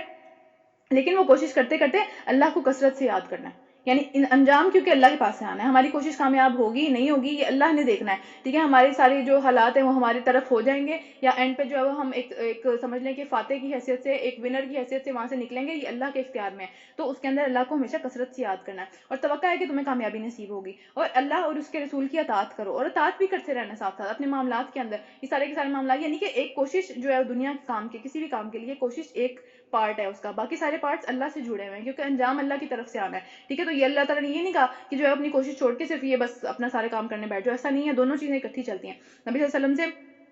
کسی صحابی نے پوچھا کہ جو ہے میں اپنا جو اونٹ ہے اس کو باندھنے کے بعد اللہ پہ توکل کروں یا اس کو کھلا چھوڑ دوں اور اللہ پہ توکل کر کے بیٹھ جاؤں کہ بس نہیں وہ کہیں نہیں جائے گا، اللہ کا توکل ہے مجھے، تو کیا نبی صلی اللہ علیہ وسلم نے کہا تم اپنا اونٹ باندھو، اپنی پوری کوشش کرو، اس کے بعد اللہ پہ توکل کرو کہ ہاں میں نے اپنی پوری کوشش کر دی، اب انجام اللہ تعالیٰ کے پاس ہے کہ میں جب باہر جاؤں گا یا میں اپنے کام سے فارغ ہوں گا میرا اونٹ وہیں کا وہیں کھڑا ہوگا۔ تو کوشش اور انجام دونوں چیزیں ساتھ ساتھ ہیں، کوشش کو چھوڑ دینا یا سمجھ لینا یا اپنی جو ہے وہ احتیاطی تدابیر نہ لینا یا جو بھی معاملات جس بھی طرح سے آپ کی کوشش ریکوائرڈ ہے وہ اگر آپ نہیں کی اور آپ اللہ کے اوپر توکل کر کے بیٹھے ہوئے تو آپ بہت ہی زیادہ جو ہے وہ خوش فہمی میں جی رہے ہیں کسی، ٹھیک ہے۔ اور اسی طرح اگر آپ صرف جو ہے وہ کوشش ہی کرتے چلے جا رہے ہیں اور اللہ کو آپ نے بالکل چھوڑ دیا ہے تو ایک طرح سے آپ اس میں بھی کسی خوش فہمی میں ہی جی رہے ہیں کہ آپ کو لگتا ہے آپ ہی سب کچھ کر سکتے ہیں، تو درمیان کا راستہ۔ اور پھر کیا ہے کہ اللہ کو کثرت سے یاد کرو اور اللہ اور اس کے رسول کی اطاعت کرو اور آپس میں جھگڑو نہیں ورنہ تمہارے اندر کمزوری پیدا ہو جائے گی، مطلب بار بار یہی بات آ رہی ہے کہ جو یونٹی ہے ایک طرح سے آپس میں جو ہے وہ اصلاح، آپس میں جو ہے وہ اتفاق کے ساتھ رہنا ہے، وہ بہت زیادہ ایک سمجھ لیں کہ کمزوری کا باعث بن جاتا ہے اگر وہ نہ ہو وہ چیز، اس کے علاوہ اگر وہ ہے تو پھر اس کے دور سے ہی وہ ایسا لگتا ہے کہ جیسے کوئی مضبوط جماعت آ رہی ہے جس کے آپس میں بہت زیادہ اتفاق ہے، ٹھیک ہے، آپس میں جو ہے وہ ایک دوسرے کے ساتھ خوش ہیں، یہ لوگ ان کے دل جڑے ہوئے ہیں آپس میں ایک دوسرے کے ساتھ۔ تو پھر کیا ہوگا کہ اگر آپس میں جھگڑو گے تو پھر کیا ہوگا کہ کمزوری پیدا ہو جائے گی اور تمہاری ہوا اکھڑ جائے گی، تمہارا روب، تمہاری عزت، تمہارا جو سمجھ لیں کہ لوگوں کے دلوں میں تمہارا جو امیج ہے وہ خراب ہو جائے گا، وہ سارا کا سارا خراب ہو جائے گا اگر وہ تم اس طرح لڑتے جھگڑتے ہوئے دیکھیں گے، یا تمہارے آپس میں جو لڑائی معاملات کی وجہ سے تمہارے دل جب ایک دوسرے کے لیے صاف نہیں ہوں گے، یعنی جو بھی ٹیم، ایک پوری ٹیم جب ایک کام کرنے کے لیے چلتی ہے، ہو سکتا ہے وہ کام ایک بندہ کر رہا ہو سکتا ہے وہ کام جو ہے وہ کچھ اور لوگ کر رہے ہو، تو ان کے دل جڑے ہوئے ہونے چاہیے اس چیز کے بارے میں، ایسا نہ ہو کہ وہ ایک دوسرے کو جو ہے وہ نیچا کرنے کا یا ایک دوسرے کے اوپر قابو پانے کا یا ایک دوسرے کو برا بنانے کا جو ہے وہ کنٹینیوسلی اس کے موقع کی تلاش میں لگے ہوئے، تو باہر کے دشمن سے کیا لڑیں گے یا باہر کا ایک مقصد کس طرح فالو کریں گے؟ وہ جب ان کا مقصد ہی جو ہے وہ ایک دوسرے کو نیچے کرنا بن جائے گا تو وہ باہر کی چیزیں فالو نہیں کر سکتے، ان کے پاس کامیابی نہیں آ سکتی۔ تو دل جو ہے وہ مقصد پر فوکس کرنے کی بجائے آپس میں جھگڑوں پہ فوکس کرنے میں لگ جائے گا، اور آپس میں جھگڑنے کی جو صلاحیت ہے وہ ساری کی ساری جو دوسرے سے لڑنے کی جو صلاحیت تھی وہ ساری آپس میں ہی لگی چلی جا رہی ہے، تو کیا اس سے فتح حاصل ہوگی؟ اور پھر کیا تمہاری ہوا بھی اکھڑ جائے گی، روب جاتا رہے گا، جو دوسروں کے دلوں میں تمہارا روب ہے کہ ہاں تمہاری ایک عزت بنی ہوئی ہے، تمہارا ایک جو ہے وہ لوگ قدر کرتے ہیں تمہارے سارے معاملات کی، وہ چلی جائے گی۔ پھر کیا ہوگا؟ پھر صبر سے کام لو، مصیبتیں آئیں گی، صبر سے کام لینا ہے، پھر کیا ہے کہ یقیناً اللہ صبر کرنے والوں کے ساتھ ہے۔ تو یہ سارے کے سارے جو ہے وہ ایک طرح سے کامیابی کے اصول ہے کہ زندگی کے کسی کام میں، دین کے کسی کام میں یا کسی بھی معاملے میں جو ہے وہ کامیابی صرف انہی چیزوں سے آتی ہے۔ فرسٹ آف آل اپنی کوشش اور اس میں ثابت قدمی، اس میں ایسا نہ ہو کہ ہم جو ہے وہ آج تو کر رہے ہیں، کل پھر بھول گئے، پرسوں کر رہے ہیں، اس کے بعد پھر بھول گئے، مطلب وہ کنٹینیوسلی وہ چیز چلتی چلی جانی چاہیے۔ اچھا، اس کے بعد کیا؟ ان لوگوں کے رنگ ڈھنگ نہ اختیار کرو جو اپنے گھروں سے اتراتے ہوئے،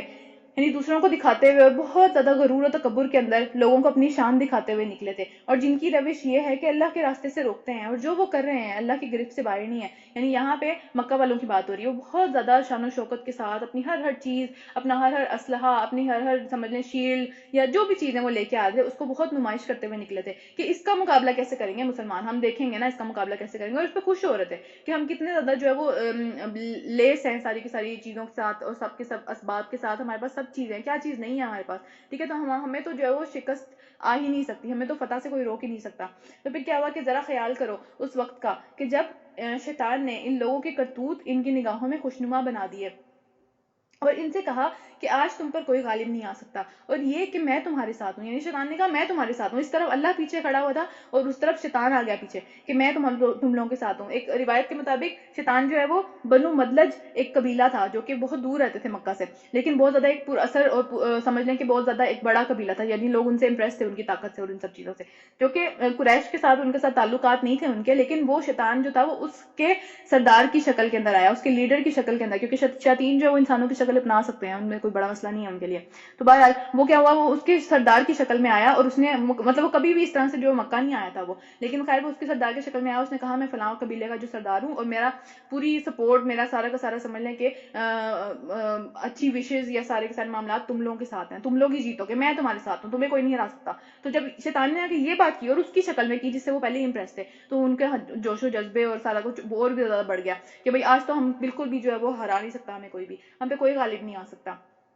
تو کیا ہوا کہ شیطان نے کہا کہ میں تمہارے ساتھ ہوں، مگر جب دونوں گروہوں کا آپس میں سامنا ہوا تو وہ الٹے پاؤں پھر گیا، شیطان الٹے پاؤں پھر گیا اور کہنے لگا میرا تمہارا کوئی ساتھ نہیں ہے، میں تو جانتا بھی نہیں ہوں تم ہو کون۔ اور پھر کیا ہوا کہ میں وہ کچھ دیکھ رہا ہوں جو تم نہیں دیکھتے ہو، یعنی میں فرشتوں کو دیکھ رہا ہوں، ان سے بچنے کا تو کوئی چانس ہی نہیں ہے، میں جا رہا ہوں، تم لڑتے رہو۔ یعنی شیطان کا کام ہی ہے کہ کیا کرے گا کہ دنیا میں ہمیں بھی ایسے ہی دھوکے دیتا ہے، کس طرح سے کہ ہمیں جو ہے وہ کسی کے خلاف لڑا کے یا کوئی اس طرح کے معاملے کے اندر پھنسا کے وہ ہمیں اس طرح کی خوش امیدیں دلاتا ہے کہ ہم سمجھتے ہیں کہ ہاں یہ کام کر کے جو ہے وہ ہم بہت زیادہ کوئی خوشی مل جائے گی، یہ کام کر کے جو ہے ہم کامیاب ہو جائیں گے، یا ایک کے پاس جا کے اس کا دل دوسروں سے خراب کرنا، ٹھیک ہے۔ اس کے بعد جب وہ معاملہ اصل میں کسی جگہ پہ پہنچ جائے تو وہاں سے وہ اس کو دھوکہ دے کے بھاگ جاتا ہے۔ اب انسان اپنے اوپر ہوتا ہے کہ تم نے کیا بھگتو، پیچھے شیطان تو نہیں آتا نا، شیطان تو سامنے آگے نہیں کہتا ہاں میں نے کہا تھا، وہ تو وہاں سے بھاگ جاتا ہے۔ ہم لوگوں کو بھگتنے پڑتے ہیں اپنے سارے کے سارے اعمال، جن کا اصل میں پیچھے سے وسوسہ یا اس کا خیال جو ہے وہ شیطان ڈالتا ہے۔ تو اب پہلے بھی یہی کرتا ہے، ابھی بھی یہی کرتا ہے، ہمیشہ اس کا کام ہی یہ ہے کہ اینڈ ٹائم پہ جب اس کی ضرورت ہو وہ چھوڑ کے بھاگ جائے گا وہاں پہ، ٹھیک ہے۔ وہاں پہ انسان کو خود ہی ڈیل کرنا پڑے گا، جیسے ان کے ساتھ ہوا، وہاں پہ مرا کون؟ انسان مرے نا، شیطان تو نہیں مرا، وہاں پہ سارے کے سارے جو کفار تھے وہ مرے نا، یہ شیطان جو اپنی طرف سے بہت جوش و ولولہ دلانے کے لیے ان کو اور اکسانے کے لیے کہ نہیں تمہیں تو آج ان کو ختم کر ہی دینا چاہیے، اس نے بہت زیادہ بڑی بڑی باتیں کی تھی وہاں پہ کہ یہ سب کے سب جو ہے ان کا سارا معاملہ ہی ختم کر دینا چاہیے، آج اگر میں تمہارے ساتھ ہوں تو کوئی تم پہ غالب نہیں آ سکے گا، آج ہم یہ معاملہ ختم کر کے ہی دم لیں گے۔ یعنی اتنا ان کو بڑھا دیا کہ وہ پیچھے بھی ہٹنے کے قابل نہیں رہے، اور وہ سارے کے سارے جب وہاں پہنچ گئے تو اپنی ساری ذلت اور سارے معاملات انہوں نے خود ڈیل کیے، شیطان وہاں سے بھاگ گیا، ٹھیک ہے۔ تو یہی کرتا ہے وہ، ابھی ہمارے ساتھ بھی ایسے ہی کرتا ہے، ہمیں مشکل سچویشن میں پھنسا دکھا کے ہمیں جو ہے وہ کسی کے خلاف کر کے یا اس طرح کے معاملات کر کے وہ وہاں سے بھاگ جاتا ہے اور اینڈ پہ ڈیل ہمیں کرنا پڑا ہوتا ہے سارا کچھ. تو یہی معاملہ اس نے تب بھی کیا. پھر اس نے کہا کہ میں وہ کچھ دیکھ رہا ہوں جو تم نہیں دیکھتے, یعنی فرشتوں کی بات کر رہا تھا. اور پھر مجھے خدا سے ڈر لگتا ہے, شیطان کہہ رہا ہے مجھے خدا سے ڈر لگتا ہے, یعنی مجھے ڈر لگتا ہے میں جا رہا ہوں تم لوگ بھگتو. یعنی اگر وہ پہلے بات تو وہ جھوٹا ہے, یعنی ظاہری سی بات ہے وہ جھوٹ بولتا ہے, لیکن اگر وہ سچ بول رہا ہے تو پھر ہمیں شرم آنی چاہیے کہ ہم ڈرتے ہیں خدا سے. ایک شیطان جو سب سے بڑا ابلیس جو ہے وہ یہ بات کر رہا ہے کہ مجھے خدا سے ڈر لگتا ہے اور وہ بڑا سخت ہے سزا دینے میں, مجھے اللہ کی سزا سے ڈر لگتا ہے, میں بھاگ رہا ہوں تم کھاؤ مارے. ٹھیک ہے, تو اس طرح کی باتیں کر کے وہ وہاں سے بھاگ گیا. پھر جب کہ منافقین اور وہ سب لوگ جن کے دلوں کو روگ لگا ہوا ہے کہہ رہے ہیں کہ ان لوگوں کو ان کے دین نے دھوکے میں ڈال رکھا ہے, یہ کیوں پاگلوں والی حرکتیں کرتے رہتے ہیں, ان کو کیا مسئلہ ہے, کیوں نہیں ٹک کے بیٹھ جاتے, ان کو ہر وقت یہی پڑی رہتی ہے, ان کے دین نے ان کو پاگل بنا دیا ہوا ہے. ابھی بھی آج بھی یہی سیم باتیں, سیم اسی طرح کی باتیں جو ہے وہ ایمان والوں کے خلاف کی جاتی ہیں, چاہے وہ نان مسلمس کریں چاہے وہ لوگ جو ہے وہ مسلمانوں کے اندر سے ہی کریں. اگر کوئی اچھا کام کر رہا ہوتا ہے یا کوئی اپنے دین کے لیے بہت سیریس ہوتا ہے اس کے اوپر وہ اس طرح کے کمنٹس کرتے ہی ہیں. یہ آج بھی چلتا چلا جا رہا ہے. حالانکہ اگر کوئی اللہ پہ بھروسہ کر کے کچھ بھی کرے تو کیا, تو یقیناً اللہ بڑا زبردست و دانا ہے. کاش تم اس حالت کو دیکھ سکتے جب فرشتے ان کافروں کی روحیں قبض کر رہے تھے, یعنی اسی میدان کے اندر. ہم تو دیکھ نہیں سکتے, ظاہر سی بات ہے, نہ ہی جو ہے وہ کافر دیکھ سکتے تھے, جس کی موت آ رہی تھی صرف وہی دیکھ سکتا تھا. تو کیا ہوا کہ ان کے چہرے اور ان کی پیٹھوں پر مارتے تھے, بہت زور زور سے فرشتے مارتے تھے, یعنی کہ ابھی جہنم کا عذاب سٹارٹ نہیں ہوا, صرف یہ موت کا وقت ہے. پھر کیا ہوا, اور کہتے جاتے تھے کہ لو اب جلانے والے عذاب کا مزہ چکھو. یعنی جس دن یہ کام شروع ہو گیا اسی دن سے یہ معاملہ بھی شروع ہو گیا سزا کا, اور تمہارے کرتوتوں کا نتیجہ ہے جو تم نے کیے, ورنہ اللہ تو اپنے بندوں پر ظلم نہیں کرتا, تم خود ظالم تھے تو یہ معاملہ تمہارے ساتھ ہوا. اور پھر کیا ہوا, ان کا معاملہ بھی فرعونیوں کی طرح کا ہی ہے, یا پھر ان سے پہلے لوگوں کا, یعنی جس طرح فرعون نے, ہم پیچھے پڑ چکے ہیں سورہ اعراف کے اندر, کہ فرعون کے معاملے میں کیا ہوا تھا کہ سارے جو لیڈرز تھے وہ موسیٰ کے خلاف تھے, موسیٰ علیہ السلام کے, اور اس سے پہلے بھی جتنے بھی قومیں ہم نے ان کے پیچھے پڑھا, عاد تھے, سمود تھے, حضرت نوح علیہ السلام کی قوم تھی, سارے کے سارے ان کے ساتھ کیا معاملہ تھا کہ لیڈرز بڑے بڑے جو سب سے زیادہ اثر اور رسوخ والے لوگ تھے وہی خلاف ہو جاتے تھے, اور جو پیچھے جو شیپس رہ جاتی ہیں جو کہ فالو ہی کر رہی ہوتی ہیں صرف لیڈرز کو, وہ تو ویسے ہی ظاہری بات ہے, اپنی آنکھیں نہ سوچتے ہیں نہ سمجھتے ہیں, وہ تو صرف لیڈرز کو فالو کرتے چلے جاتے ہیں. تو کیا ہوا کہ ان کا معاملہ بھی ویسا ہی ہے جیسا فرعونیوں کا تھا. تو کہ دوسروں کو یا پھر ان کے پیچھے جو لوگ تھے, یعنی باقی جو قومیں تھیں ان کے ساتھ جو پیش آیا, بالکل ویسا ہی ان کا بھی معاملہ ہے کہ انہوں نے اللہ کی آیات کو ماننے سے انکار کر دیا, اور اللہ نے ان کے گناہوں کے سبب ان کو پکڑ لیا. اللہ قدرت رکھتا ہے, پوری قوت رکھتا ہے, اور سخت سزا دینے والا ہے. یہ اللہ کی سنت کے مطابق ہوا کہ وہ کسی نعمت کو جو کسی قوم کو عطا کرتا ہے وہ اس وقت تک نہیں بدلتا جب تک کہ وہ قوم اپنا طرز عمل نہیں بدل لیتی. یعنی کہ کیا یہاں پہ جو ہے وہ مکہ کے جو بڑے بڑے سرداران تھے ان کو کیا نعمت دی ہوئی تھی, ان کو اپنے گھر کا جو اللہ کا گھر ہے وہاں پہ حرم ہے, ٹھیک ہے, ان کا ایک طرح سے سمجھ لیں کہ متولی بنایا ہوا تھا, وہاں پہ پیس تھا, امن تھا, پور سکون میں وہ لوگ رہتے تھے, کوئی مسئلہ نہیں تھا. لیکن ان کے اوپر یہ جنگ اور یہ مصیبت کیوں مسلط کر دی گئی, کیونکہ انہوں نے ناشکری کی, انہوں نے اللہ تعالیٰ کے پیغام کو نہیں مانا. تو جب انہوں نے اپنے طرز عمل کو چینج کیا, وہ اللہ کو پہلے تو وہ اللہ کو ہی مانتے تھے نا ایک طرح سے, جو طرز عمل چلتا چلا جا رہا تھا, پھر بعد میں بت پرستی شروع کر دی, لیکن اب اللہ کی واضح دلیل اور واضح نشانیاں ایک نبی ان کے درمیان میں ہونے کے باوجود انہوں نے جب نہیں مانا تو اللہ نے بھی اپنی نعمت, اپنی جو سلامتی ان کے اوپر دی ہوئی تھی, جو ان کو سکون دیا ہوا تھا, وہ سب کی سب واپس لے لی, اور ان کے ساتھ یہ معاملہ پیش آ گیا. تو اسی طرح ایک اور جگہ پہ اللہ تعالیٰ قرآن میں فرماتے ہیں کہ اللہ کسی انعام کو, کسی نعمت کو تب تک جو ہے وہ نہیں بدلتا, تب تک واپس نہیں لیتا ان لوگوں سے جب تک کہ کیا وہ لوگ ناشکری نہ کریں, اس کو صحیح طریقے سے استعمال نہ کریں, یا پھر اس کو جو ہے وہ بہت زیادہ شوخیوں کے ساتھ, یا پھر اس کو بہت زیادہ سمجھ لیں کہ جو اس کا حق نہیں ہے اس طریقے سے اس کو استعمال کریں. تو پھر کیا ہوتا ہے, اللہ تعالیٰ وہ چیزیں ان سے واپس چھین لیتے ہیں. لوگوں کا جب چیزیں بدلتی ہیں, جب لوگ بدلتے ہیں تو اللہ تعالیٰ کی نعمت بدل جاتی ہے. اسی طرح جب کسی کے اوپر خدا نخواستہ کسی قوم کے اوپر کوئی عذاب آئے, کوئی پریشانی آئے, تو جب تک لوگوں کا اپنا رویہ نہیں بدلے گا وہ پریشانی نہیں جائے گی. لوگ جب تک اللہ تعالیٰ کی طرف واپس نہیں پلٹیں گے, لوگ اللہ تعالیٰ کی طرف رجوع نہیں کریں گے, واپس توبہ کے ساتھ نہیں پلٹیں گے, تو وہ پریشانی وہاں سے نہیں جائے گی. وہ سارے کے سارے معاملات کسی نہ کسی طریقے سے سامنے آتے چلے جائیں گے.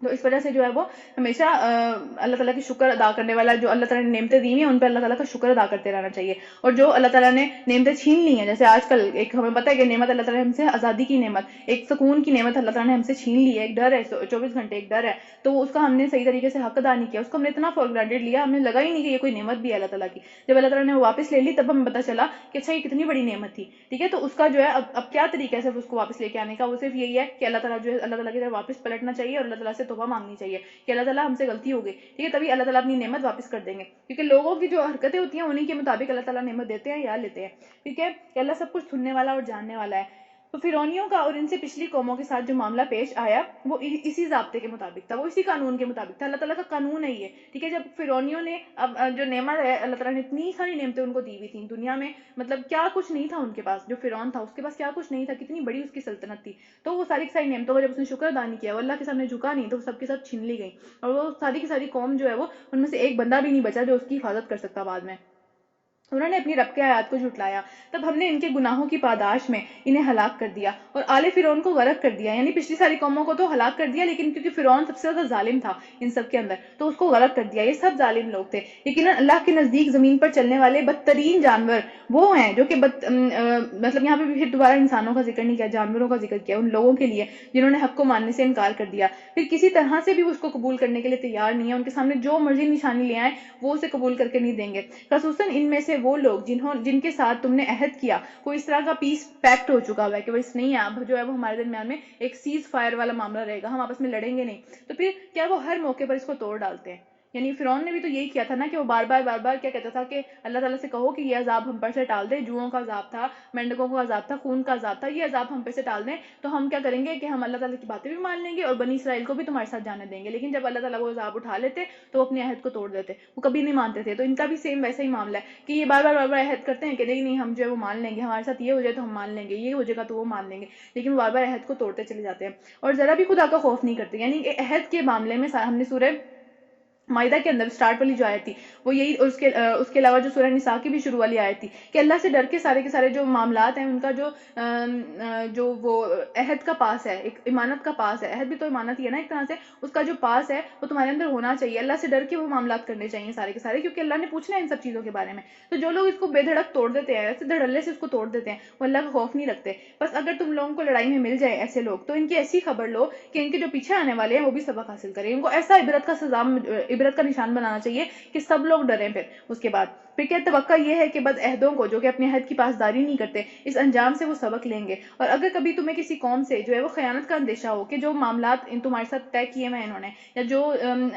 سمجھ لیں وعدے کیے ہوئے ہیں، جو ہے وہ معاہدے کیے ہوئے ہیں، وہ ان کو توڑ دیں گے، تو تم جو ہے وہ اعلانیہ ان کو توڑ دو، پہلے ان کو توڑ دو. یعنی اس طرح نہ ہو کہ عہد کے اندر رہ کے، ایک معاہدے کے اندر رہ کے جو ہے وہ تم ان کے ساتھ زیادتی کرو، کیونکہ عہد اگر کیا ہوا ہے تو اس کو نبھانا ہے. اور اگر اس کو توڑنا ہے تو ایک پورا اس کو پبلکلی توڑنا ہے کہ ہاں آج سے ہم ان ساری جو ہماری ڈیلنگ تھی ان کے پابند نہیں ہے، ہم اس کو ختم کرتے ہیں، اعلانیہ طور پہ ہم اس کو ختم کرتے ہیں. ٹھیک ہے، یہ نہیں ہے کہ آپ اس کے اندر بندے ہوئے ہیں اور پیچھے سے اس کو مار رہے ہیں. صرف ایسا مطلب صرف اور مسلمانوں کے ساتھ بھی یہ نہیں ہے، صرف مسلمانوں کے ساتھ بھی اگر آپ کا معاملہ ہے تب بھی یہی ہے، اگر غیر مسلموں کے ساتھ معاملہ ہے تب بھی یہی معاملہ ہے. عہد جس کے ساتھ بھی کیا اس کو نبھانے کا جو ہے وہ ایک طرح سے حکم ہے وہ. اور دوسرا یہ کہ اللہ تعالیٰ نے اس کے بارے میں ہم سے پوچھنا ہے، چاہے مسلموں کے ساتھ کیا ہے چاہے غیر مسلموں کے ساتھ کیا، تو اس کو اعلانیہ توڑ دو. پھر اللہ کیونکہ خائنوں کو پسند نہیں کرتا، جو لوگ خیانت کرتے ہیں اللہ انہیں پسند نہیں کرتا بالکل بھی.